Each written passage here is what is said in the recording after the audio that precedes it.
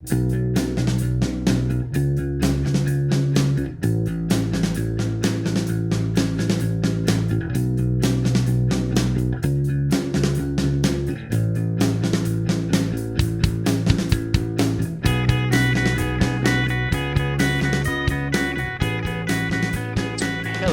we're here with Tini. Tini, how are you? I'm good, Jim. Lovely to see you. Lovely to see you. Welcome. So, Tini, tell us, where are you? Where are you from, and how did you get there? Okay. I'm right now in Coogee, Sydney, in lovely Australia, and I'm originally from a small town called Mittelberg in the Alps of Austria. And the way I got to Australia was by sheer coincidence. Many, many years ago, I did a degree that had a mandatory year abroad.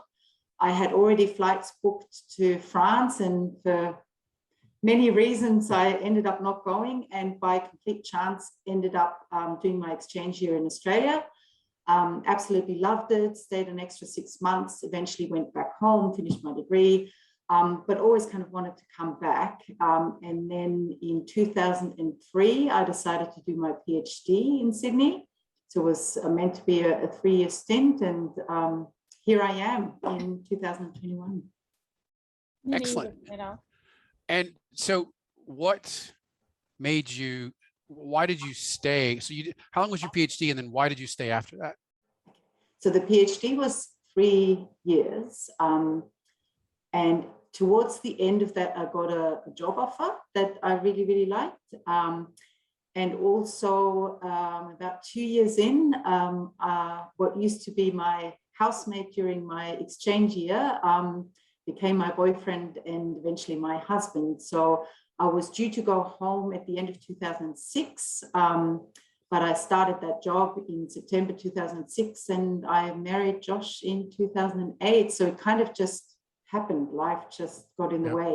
And we always had I think we've always got it in the back of our mind that maybe one fine day we'll go home, at least for some of it. So luckily, Josh loves Austria as well. The kids love it. So maybe one day we'll go back.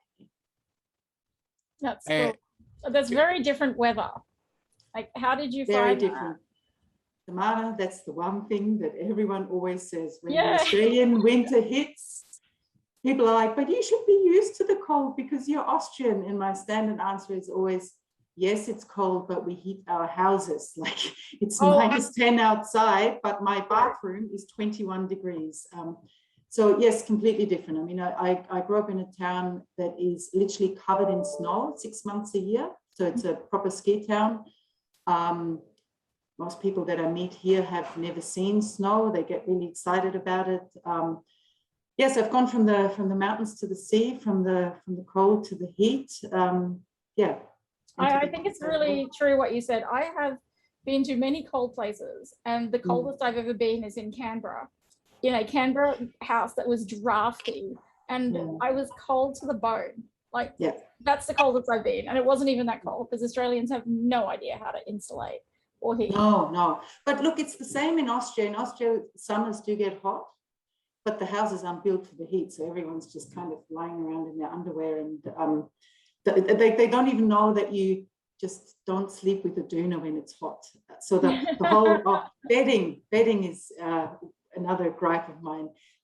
The whole flat sheet doona situation is such a warm weather concept, and I still have arguments with my husband about it because he doesn't understand that if it's really cold, the flat sheet keeps your feet from being warm because it creates this little because it creates this little tent. Like you can't actually wrap the warm stuff of your bed around your feet, so the flat sheet needs to go when it's really cold. I just learned this. I did not know this. Okay, I'm experimenting on myself. I'm turning an aircon up tonight, and I'm going to give it a go. With just the Next July, you'll be thanking me. No, I will, because I'm cold all the time, no matter where I am. That's fantastic. Can I ask what your PhD is in? Marketing. Bit of an embarrassing discipline to be PhDing in, but so marketing, but really sort of complex statistical models to try to predict what people will decide. Oh, so you're one of those people who like has a model of like, this is Damana and this is how Damana is feeling and what she will want to buy. Yes, and if we do this to her, this is what she will do in response. Let's make her feel fat today. Then she might buy this product. Is it that kind of thing? I never did it for products. I think that's kind of selling the soul. I mean, you can certainly apply to that. I'm most interested. So I've got a background in business and a background in psychology. So my interest is really in trying to work out some of those psychological constructs influence what we do. So for the PhD, for example, it was about what will a company have to do in terms of better product features and better prices if you feel that they have treated you unfairly. So they've done something that you think wasn't right. Interesting. So all around sentiment and stuff like that. That's really cool. I never knew that because we've never really talked about work. Yeah, no, my husband finds it terribly embarrassing because he says, I can't explain what you actually do. And then it's all very big equations and code and stuff. So for anyone watching too, Tini and I are old friends, and she's the godmother of my son, and her husband is a very close friend of mine. So Tini, we were talking before we started this recording about assimilating when you go somewhere. Yeah. And by the way, that word is extremely controversial. I read it in your email bio. In Australia, assimilation is a very testy word. But go on with that. Maybe we can find a better word. Maybe we can say trying to fit in. Yes. No. It was why I liked the fact that you used it. I just wanted to understand your context. So with that, let me, because my question is going to center around that. My question is, one, when you're assimilating, like still, there's got to be some culture shocks. What did you struggle with either in your first year, that 1 year when you were studying the first time, or when you came back, that you really struggled with, and you still, maybe you even still find it a issue, aside from Dunas? Like, yeah, no, that's a minor issue. I think the biggest shock was, you know, I've been studying English for most of my life, and I thought I was okay with it. On the flight over for my exchange year, I got to sit next to a guy from Scotland. By the time I got off the plane, I was crying, and I thought I didn't speak English after all. So what really hit me hard is I had no idea how much of your personality and who you are and how you're perceived is actually wrapped up in the way you express yourself. Now, of course, when you start living in a second language, your humor's gone, your nuance is gone. Like you're kind of almost like reduced to an avatar of yourself, a very base model. And then only as over the years, language comes back. And even now it's not fully back. Even now I get so frustrated when I think, you guys don't really know who I am because I can't express myself the way I could. Humor, for example, humor is utterly and completely lost in translation. Even to this day, like every week I get a newspaper from my little hometown and it's got the joke of the week in it. And yes, a lot of them are sort of really lame dad jokes, but I translate them and I'm in hysterics. I'm ringing my mom and dad and we laugh about this joke. And Josh just sits here and goes, that's not funny. So that was, I think, completely unexpected because you expect the, you know, the new food, the different transport, different customs, different way of living. But that kind of forced loss of identity is something that really hit me hard and completely out of the blue. And that even after all these years, never really went away. I don't know if that makes sense. It does. It does. So my mother speaks 4 languages. She's Papua New Guinean. And I remember when we first came to Australia, we'd be sitting with my dad, who's an Aussie, and we'd be watching Monty Python and laughing at Flying Circus or, you know, Holy Grail or whatever. And my mum would be like, this is stupid. And she'd walk away. And then I remember going back and I was in my mid-20s. We'd been in Australia for about, I don't know, 15, 16 years at that time. Put on Monty Python. My mother was there and she'd hit fluency maybe like 10 years before that, but she saw Monty Python and she just started laughing. Like, it's the first time she'd seen the movie and she was just killing herself laughing. And that was that point, we all discussed it, where she was fully fluent and she could get all the subtle word humor. And before it was just nonsensical. And so she thought it was dumb and immature. So I've seen that point, that exact moment where you're like, oh, she gets it differently. Yeah. but I don't think I'll ever completely get it. And the really frustrating thing now is, I don't know if any of you have ever lived in a different language. There's also the point where, like initially, your dreams are still in your first language. And when you talk to yourself in the morning, when you brush your teeth, you do that in your first language. And then it changed. So all of a sudden I was dreaming in English, and my dreams, that like the storyline of my dreams got stuck when my vocabulary wouldn't allow me to continue. And now, of course, I dream completely in English, and I miss dreaming in German. Do you think in English? What's that? Do you think in English as well? Yes, I do. How long after? Because Sonia thinks in English a lot too. Yeah. How long after you left did that happen, do you think? Reasonably quickly, actually. I would say maybe 6 to 12 months. Really? But you're stuck in the way you can think is limited by your language. Yep. So the one thing that to this day I cannot and will not do in English is maths. So I'm really good doing maths in my head, but I cannot do it in English. It has to be in German. But everything else, but then as soon as I speak to someone from home or I go home, it switches back really quickly. So the switching is much easier. Yep. So can we go back to the humor thing? Because you laugh a lot. Yes. Yeah. And it almost, the way you were saying it earlier, it almost sounds like though that things aren't as funny, but like most of the time when I'm talking to you, you're laughing about something that somebody said in English most of the time. So what do you think it is about? Is there something, obviously their language is a part, but is there also the style of humor that's different between Austrians or even the region you were from in Austria? Because I assume that because it's mountainous, there's different types of all kinds of things within those communities. Yeah.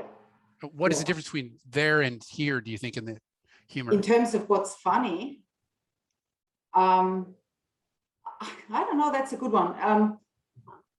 Someone once said that the Austrians are the perfect mix between the work ethics of the Germans and the embracing life of the Italians. And I think that's a really good description, especially, I mean, I don't want to generalize Austrians here, but I come from a very specific area in Austria, very high up in the mountains near the Swiss border, populated by Swiss migrants in the 13th century. It's a very unique dialect.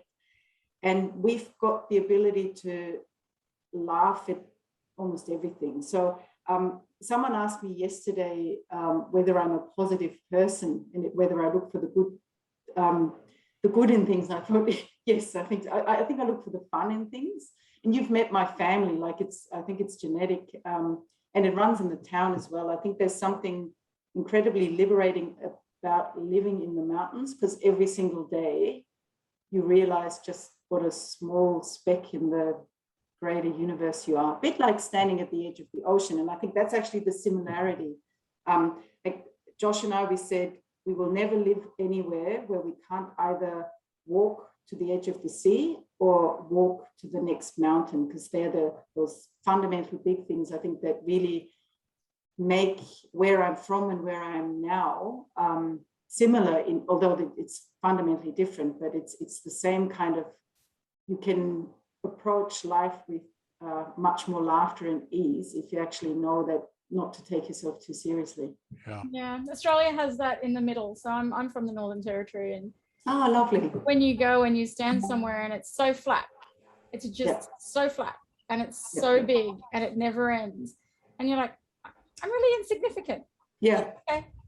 And I find that really liberating. It's very nice. And I think Territorians are very good at not putting too much stock in themselves. Like, they just laugh at everything. They're not too serious about everything. And then we come down south, which is below the NT, to see these down southers who are just so serious.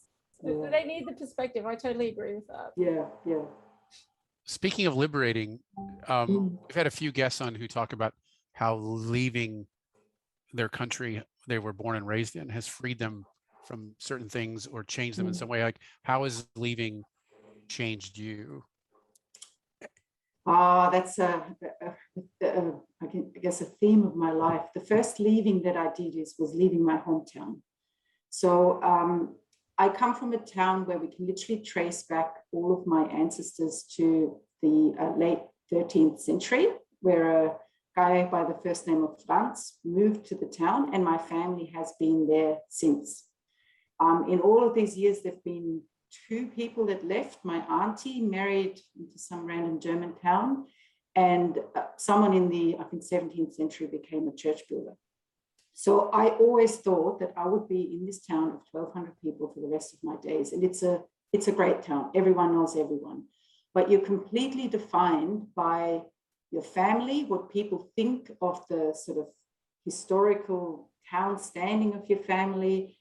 They judge you on what your siblings do or what your parents do. So you're almost like the world has defined you for you, and you have no say in that. Yep. And there's lots of beautiful things about that, because the town kind of carries you, but it's also like, especially as a young adult, it's not all that great.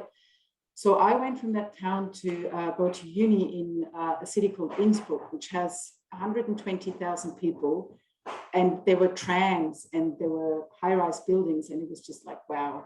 And that was probably the first experience I had for, you can actually completely redefine yourself, because no one knows who you are. No one has these preconceived ideas of who you should be. And then that, of course, on steroids, coming to a completely different part of the world, because the one thing that I always do, and you've heard me say it, Jim, when I do weird stuff that people think, oh, what's that about? I say, oh, that's Austrian. That's what we do at home. It might not be true at all, but you kind of have that, you can completely define your interpretation of your home culture, how that fits with how you define yourself. And no one's there to prove you right or wrong. And that's I guess the second level of liberating that comes on top of living in the face of that sort of wild nature that reminds you of your own insignificance. That's awesome that you use the "it's Austrian" thing. I used to use the "it's Australian." And if any other Australians were around, I'd be like, shh, because it was just I have a question from growing up in a town of 1,200 people where you all knew each other. I'm guessing it was quite like ethnically homogenous. Oh yes. So was it a shock to come to Coogee? Did you say you're in Coogee? Coogee, yeah. Yeah, to come to Australia and I guess plant yourself at Coogee, where there's like a million different cultures and stuff. How did you find that? I found it. I loved it because I love different people, and I kind of miss that I'm now too old to have these random parties where you actually walk in and you don't know who's who, and you get to hear all these wonderful stories. To put that in perspective, I mean, where I live is incredibly multicultural, as you described. I was 21 by the time I saw the first non-white person. 21. Wow. And I still remember it. And then, of course, coming here is like, oh my God, there's so many people from absolutely everywhere. And when my children went to preschool, I work at the university, and they went to preschool at the university, which is like the ultimate multicultural melting pot, right? And they had an international day where there were more cultures than children represented in the room. And they went from that to their local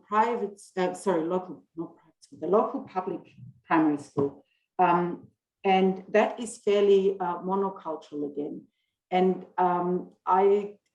I've really come to appreciate the differences, and it kind of, I think it would be much harder to be a migrant in a country that is very homogenous, because then you're always the odd one out. While I feel here I'm just one little speck in a very colorful hologram, and all of us together make that environment. I like that picture. That sounds cool. Mm. What do you miss from home, aside from family and friends and things like that? What do I miss from home? Family and friends are the obvious one. Food is the other one. Smells, the smells of certain plants, like the smell of the snow melt, when the snow has melted enough that the first bit of dirt comes out, has got a really unique smell that it does. I love. Yeah, certain plants. I miss even random things that you hate when they're there, like wasps. In Austria, when summer has properly hit, the wasps are out there. They're a complete nuisance, but they don't exist here.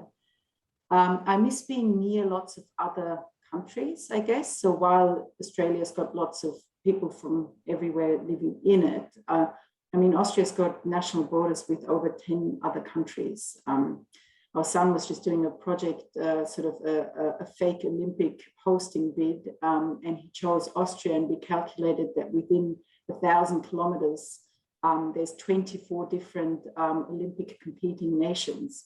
And that's really cool. So I remember the first time my husband came to visit me when we weren't even going out. He said, I've never been to Italy. And I said, all right, let's go. And we literally drove for 20 minutes and we had coffee in Italy. And yeah, that I miss. Yeah. So there's always myths about the country you're from and the country you're in. Like mine for Austrians, and I've been to Austria and Innsbruck and I love Salzburg. Does everyone think that you all know Sound of Music? Oh my God, yes. And this is going to break the heart of any Sound of Music fan. No one in Austria who has not lived in an English-speaking country even knows what it is. I remember coming here and the two things that everyone said was Arnold Schwarzenegger and Sound of Music.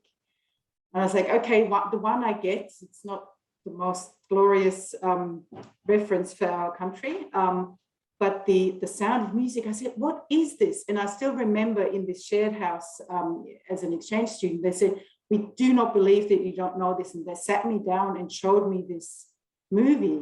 And I was mortified. I said, is this really what you think of us? And that we all sing and that we all wear strange clothes and that everything is green and hilly. And yeah, and I still get it. I still get the Sound of Music. I now have a sort of a bottled answer. So you're like, there's that Mozart guy, but nobody seems to care. Like, yes, and all these other amazing composers, right? I mean, it's in the Austrian national anthem, it actually says that it's the home of great sons and daughters, and it refers to that, philosophers, poets, composers, psychologists, like this. It's such a small country, but it's produced such a richness of culture and everything else. Yeah. I don't know where I'm going with that because I've got some persistent knocking on the door. I don't know what he wants. Sorry, my son's. No, it wouldn't be a Zoom call without that. No, so what are the other myths that you have to bust about Austria? Gets mixed up with Germany. Like I think it's like how every Kiwi feels about Australia. It's what are the myths to people? People don't have an awful lot of myths. Actually, it's more the that it's old and that it's very traditional, and people obviously think of the mountains. I have to say, in all these years, the more I get to talk to other people about Austria, the more proud I am to be Austrian, because I have never met anyone who's been there who said they didn't like it or they didn't have a good time. It's just, I think most people appreciate the amazing natural beauty and the variety and the culture and the food and the buildings, and it's such an interesting place that has an incredibly rich history, but is so funky. Like someone said once about Vienna that it feels like you are in a mini version of Berlin, but at any time the emperor in his horse-drawn carriage pop around the corner. And I think that's very accurate. That's very accurate, yes. Yeah. So what about the other way around? With Austrian family and friends, do you have to bust myths about Australia, and which ones? Yes, of course. That everyone surfs is still... Oh, actually, yeah, that's the opposite myth, that everyone skis in Austria. Most people do, but not everyone does. I think there's also still... when I first came to Australia, it was the land of freedom, right? The relaxed Australian lifestyle, and that was kind of the defining feature. I don't think that's true as much anymore as it was in the 90s, but that's certainly still the perception that a lot of people have. And then most people that are European don't understand how Australian cities work. So European cities have a clear center and then rings around it. And you either live in the city or you live in the towns or suburban areas around it. Whereas Sydney is massive, right? It's got, I don't know how many millions of people, but every suburb is a small town in itself. So Coogee, you've got the local surf club and you've got the local restaurants, and every time you go out, you bump into someone who you know, and you've got the school community. And people at home just don't get it because they said, oh, do you live in the city? And I said, well, yes and no. And they just don't understand. And I think the vastness is also a big one, and the vastness and the wildlife. So everyone talks about the spiders and the sharks and the crocodiles and the kangaroos. Yeah, people think we have kangaroos hopping around in the backyard. They really do. They do. They genuinely do. I'm sure you hear that as well. Mm-hmm. Yeah. All the really stereotypical stuff. I don't think anything surprising has come. Now, what was it like? And because I know Josh, your husband, really well. Mm-hmm. What was it like dating somebody when you went to, like, you don't have to tell us specifics. We don't want to embarrass Josh. In any way, but, like, was there any cultural differences when you started dating when you left Austria? And was it difficult to date? A very good question, Jim. When I left Austria, it's become a little bit more anglicized since. You did not date. Like asking someone out for a date just didn't happen. Like if you liked someone, you tried to create very subtle opportunities to hang out. Like that. So actually, very good question, because that was funny. I was in Australia for maybe 6 weeks or something. We're out at the pub and everyone's having a lovely night. And this guy was there, we're all dancing, and he said, oh, do you want to go out to the movies next week? And I said, sure, we'll go to the movies. So he shows up, picks me up, takes me out to dinner, takes me to the movies. I had no idea what the underlying concept of this trip to the movies was. We had a lovely time. He said, oh, you want me to take you home? He said, sure, take me home. So I show up, wave him goodbye at the door, and my American and Australian housemates were kind of at the front window, were absolutely mortified, and they said, you are the shittest date ever. And I'm like, I wasn't a date, what are you talking about? So they literally walked me through the mechanics of, didn't you realize that he asked you out? Yeah. And I honestly did not know. That seems to be a common theme. Like, I never really understood that dating was not a thing in any other countries. Even in Australia, it's not really a thing. Yeah, it is kind of like. I think it is now. It is now, but it wasn't. Yeah. No. It's one of those things that has spread around the world. So I still feel bad for this guy. I wish I had his phone number and could ring him up and say, look, I'm so sorry. I really, honestly didn't know. Okay, so that didn't end up being your husband. Okay. No. So Josh, that was a much more sort of Austrian style thing. We met in a share house. So I stuck here for my year, and then I extended, and for very obscure reasons ended up in a very funky share house that is actually still, I would call, the cradle of our extended friendship group. And that's where I met Josh. I was going out with someone else at the time, and we didn't end up together there, although he's much later confessed that he had, that was the reason why I got the share house room. But it took 7 years until we got together. And in fact, the day I moved back to Australia to do my PhD, he moved to England, but he didn't tell me. So I get here and we all meet at the local pub, and I said, where's Josh? And he very sheepishly sent this photo of himself in front of Buckingham Palace. So when he finally did come back to Australia, it was a lot more, we had a circle of friends, and we just tried to hang out as much as possible. And it was much more, like, there was never dating, thank God. I think that would have been very awkward. It feels so transactional. When I went to America, it was like your first date, you sit down and it's like, do I want to marry this person? And I'm like, why is everyone evaluating this to start with? I grew up with you just hang out with people. Yeah, and with Aussie guys, it's like 7 years because they're just so subtle. You have no idea.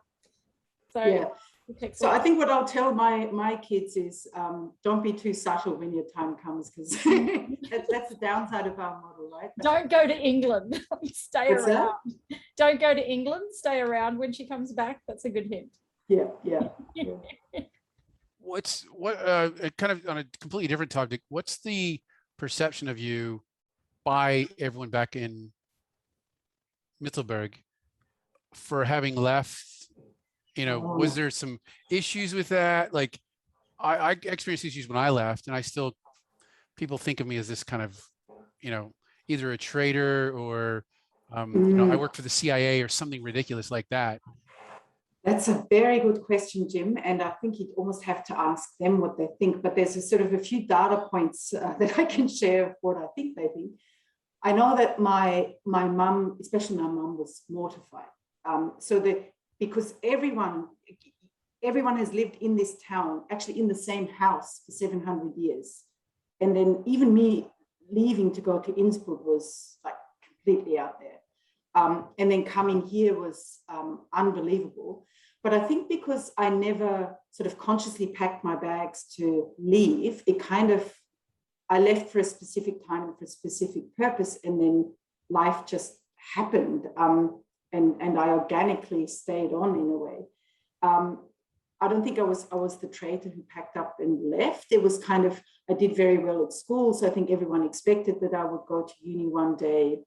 And once I was at uni, the mayor took me aside and said, "Oh, we'd really like to not have the brain drain, but I understand that there is no jobs in the town." So I think there was a bit of an understanding. Then for a very long time at school, Austrians love Australia. They think it's a really cool country. So it gives you a bit of street cred if you're the one who's living there. And then I think because we go back there so regularly, right? So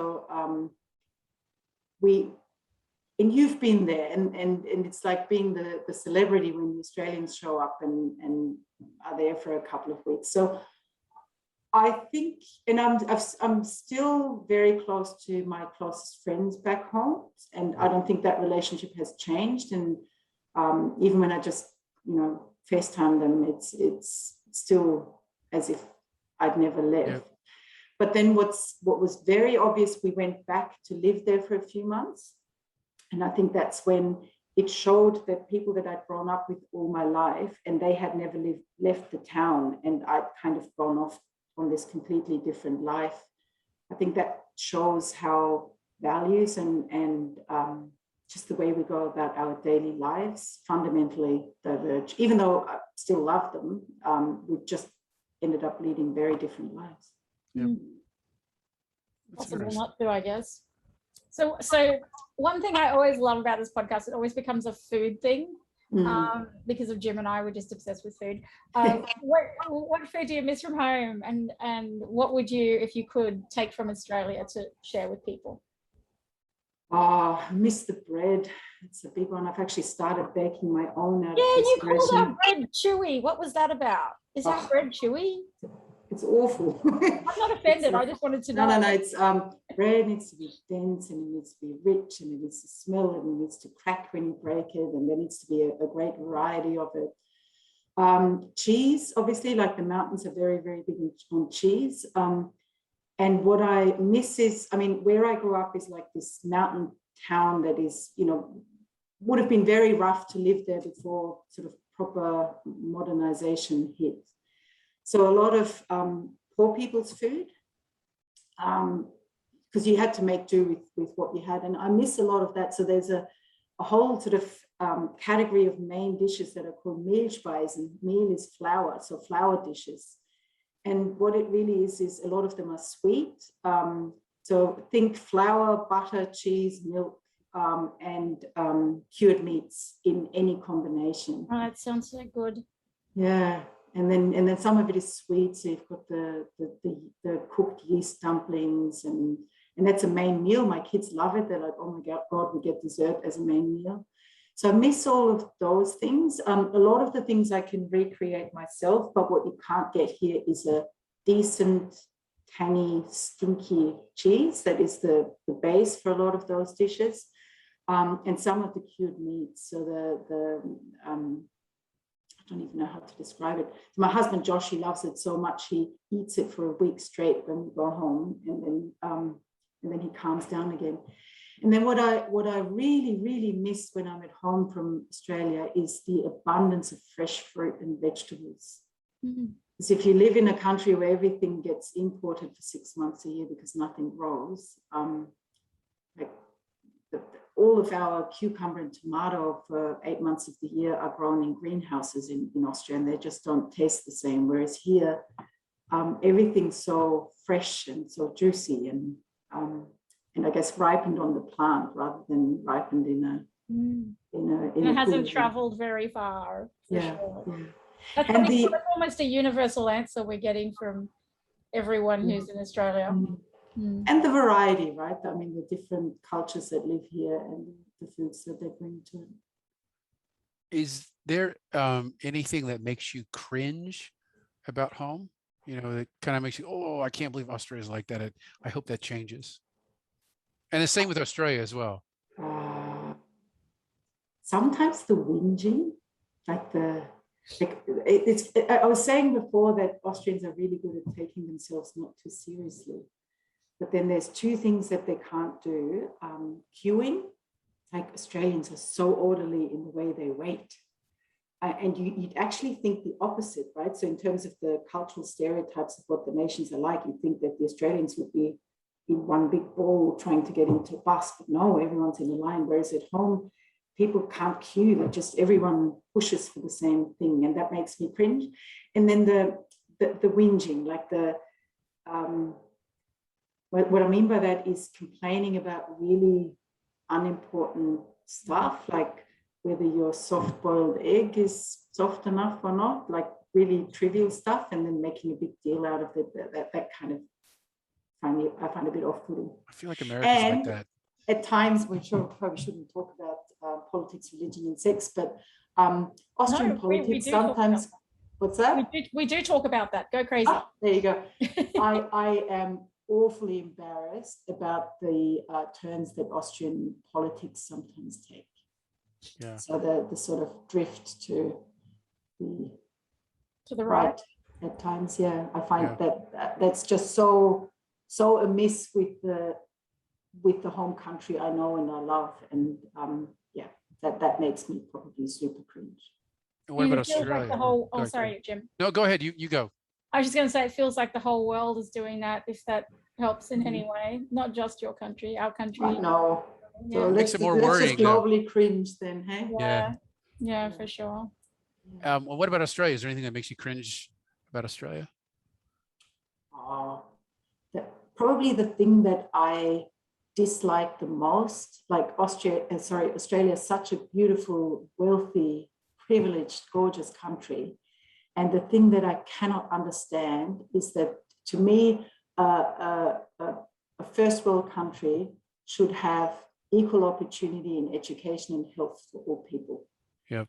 And that's probably one thing that on a daily basis really grinds me about Australia, that despite all its wealth, despite its amazing approach to so many things, that is not there. And having come from a country where a universally accessible, generous public education and health system is open to absolutely everyone, it just annoys me no end. Yeah. We used to be like that a long time ago. My father was able to go to, school for free. Yeah. And tertiary education for free. And now it's just so exclusive. It's crazy. Yeah. I always tell the Americans, because I guess I like to tease them, that my tertiary education cost me $8,500, charged to HEX, and I paid it back in 2 years. And they're like, "What? We're paying off hundreds of thousands of dollars." I'm like, "This is nuts." I paid 100, and gosh, it wasn't even the euro; it was still the shilling. So it would have been 170 shilling a year in student union fees, and everything else was free. So that's crazy. I had a genuinely free education. I think we're kind of getting towards the end where we're going to need to wrap up, but I want to ask one more question, and I want to add this one to our regular questions Mhm. for future ones. Yeah. For Austria, and I think I know the answer to this one. What is a place that's off the beaten path in Austria that people should go visit? Ooh. Oh, I would say go to a small mountain town. Yep. Like obviously go to the big cities and the fancy stuff, but that's not really the real Austria. I think the richness comes in going to any of the random valleys. Like every valley has got its own dialect, its own traditional dress, its own customs. Go to one of those places and then maybe if you have time, drive for half an hour and go into the next valley and be astounded as just how different it is. And hang with the people because it's actually really fun and friendly and approachable. Yeah. I love small towns whenever I go to countries, and those are my favorite. And where would you recommend in Australia? Probably the same thing. Like one place that I absolutely love is where my parents-in-law used to live, a small town called Carburetor Beach. No international tourist will ever go there. It's a sleepy, surfy town. Everyone walks around barefoot. So I think if you want the sort of stereotypical, relaxed Australia, a town like that is absolutely perfect. But then, of course, you've got to go and see the main sites as well. Yep. That's good advice because I tell everyone avoid Noosa. You know, avoid all of that. Don't go to Byron, Caboolture. Go somewhere small. Actually, can I tell a funny story? I know we're running out. Absolutely. No, absolutely. Keep going. We actually have time. After we go, Jim, we're fine. We have time. Well, usually our wrap-ups take 10 or 15, 20 minutes. So that's true. That's why I started it. Okay. Yep. So one of my best friends, her mum and dad used to do a trip around the world on their bike. So they would pack their bikes in a backpack and then just go. And they came to Australia and they ring me up and they said, "Oh, we're in Australia." And I said, "Where are you?" And they said, "We've got no idea." So they arrived at Sydney Airport and logged onto in an internet cafe to check the weather because it was pouring with rain. And they literally checked the radar to say, where's the first place where it isn't raining? So when they rang me, they were outside of Goulburn. Okay. They spent Melbourne Cup Day in the local pub in Yass. They never got to see the Opera House. So they were riding the bike God knows where, and they had an amazing time and they never went to any of the main sites. They just kind of ran with literally where the weather took them. That's great. That's so cool. Not just that, Goulburn had a drought for about 10 years or something, so it's probably the only dry place at the time. Yes, probably. Yeah. Not so good. Totally cool. So I always thought, and this is probably like my two things I remember about Austria, the three S's, so Schnitzel, what do you call it? Strudel was the other one. Strudel, yeah. I don't know what my other S was. It just left my brain. Oh, sauerkraut was what I had there. Oh, yeah. And I loved all of it. I really regret that I didn't try strudel until the last day, because if I tried it on the first day, that's all I would have eaten the whole time. Yeah, my uncle-in-law did precisely that. He had a strudel every day.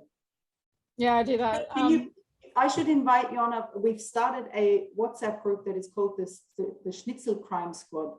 So I keep telling my friends that Australia commits, actually that makes me cringe in Australia, the Schnitzel crime. I agree. A Schnitzel is either crumbed or sauced. It is not crumbed and sauced. And I've dubbed that a Schnitzel crime. And it's been a running joke for many, many years. And we now have a WhatsApp group where people spot Schnitzel crimes across the country and drop it into the chat. So help me. A Schnitzel needs to be... I did a cooking course over there, and they showed us how you have 2 fryers of oil. You don't just use one, because as you put the schnitzel into the first one, it lowers the temperature of the oil. So you have to pull it out and put it into, oh my God, it's the best schnitzel ever. I can talk about this for a while. I'll stop. Well, no, maybe we'll have a take 2 on schnitzel only. Since we're on the food, when we lived in Canberra, we lived next to some Austrians whom you met, and the husband, Marcus, he hated sausages in Australia. He said they're not real sausages. And I mean, I kind of get it, but like, can you clarify what the difference is in your mind, why they're so much more inferior? Because I love the sausages in Austria, but I'm fine eating the ones here. I just don't know how to explain it. I like the Australian sausages. They're just, I would say they're almost 2 different food groups, an Austrian sausage and an Australian one. So the texture is different. A lot of Austrian sausages are cured, not raw. Yep. There's a lot more pork rather than beef, lamb, chicken, whatever else. Yep. And there's kind of a lot more, like here you've got the thin and thick sausage and the Mexican sausage. Whereas in Austria, when you go to Austria, you have to go to a Würstelstand, like a trailer thing that pop up in the evenings in the cities, and they sell all of these sausages. A lot of our sausages are boiled, not fried. You don't barbecue them. Like if anything, they go on a little hot plate. And there's a lot more sort of preset recipes. So, Käsekreiner, which is a specific type of sausage with a specific amount of cheese that's filled in it, and you have to eat a specific condiment with it. So it's a lot more regulated. Whereas here, it's just literally ground up meat, raw meat with a bit of spice stuffed into a sausage skin, and then you barbecue it. It's a different food. It's a bit like proper coffee and instant coffee. Instant coffee isn't bad. I just wouldn't call it coffee.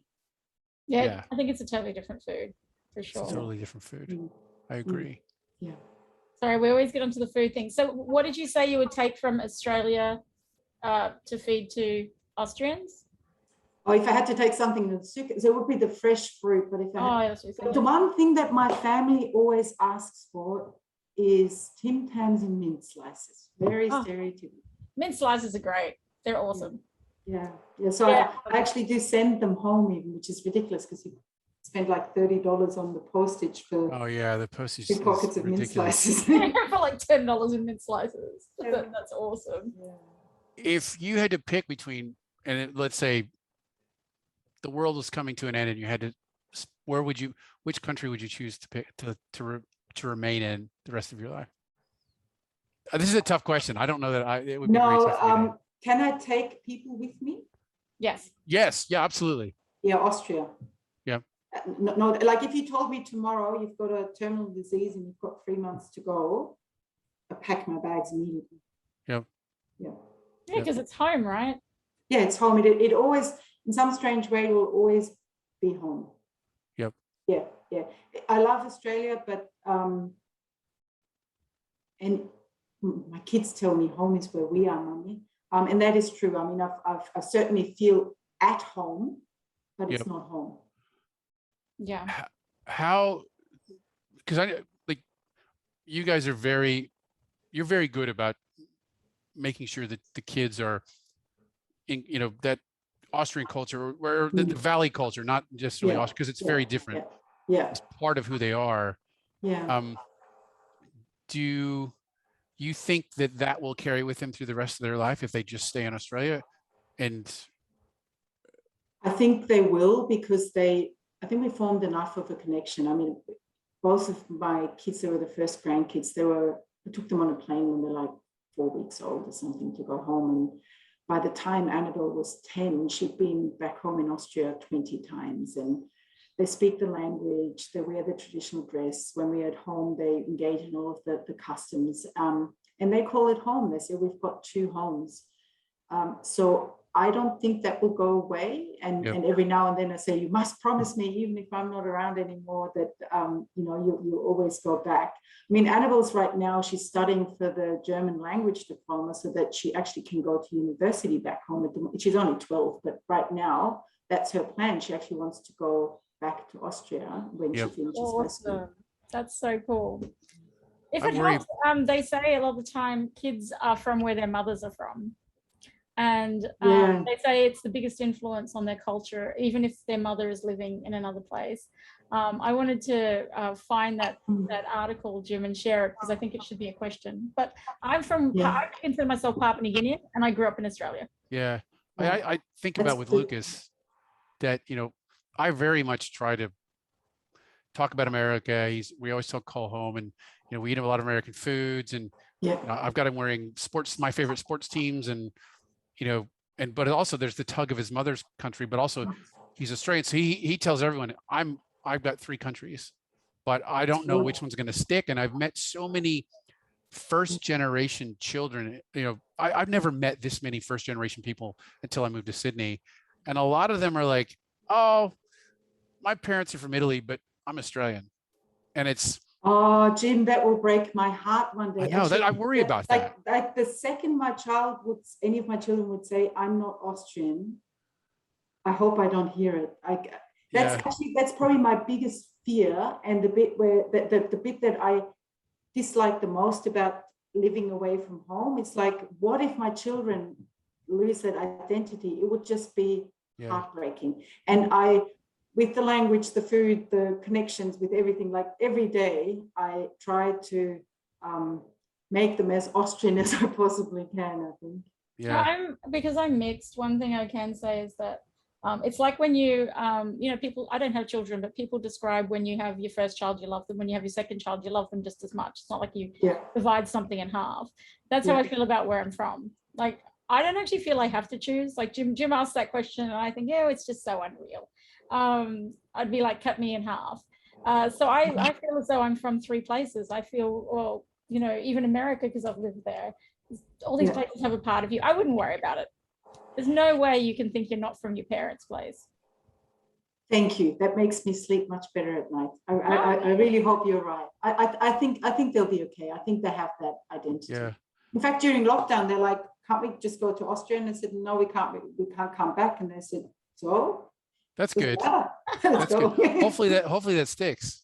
Hopefully that sticks. I hope so. So I have an important question. Do you ski? Trying not to be stereotypical right now, which is why I'm yes. Actually, whenever it's like, tell us one fun fact that no one would guess about you. I'm a certified ski instructor. So I that's how I used to earn my keep as a uni student. So for Austrian standards, I'm for Western Austrian, so Vienna is different. But for those that grow up in the Alps, I'm an average skier. Good, but not outstanding. I love skiing here because I'm like, I'm a superstar. I love it. Did you start very young? Yes.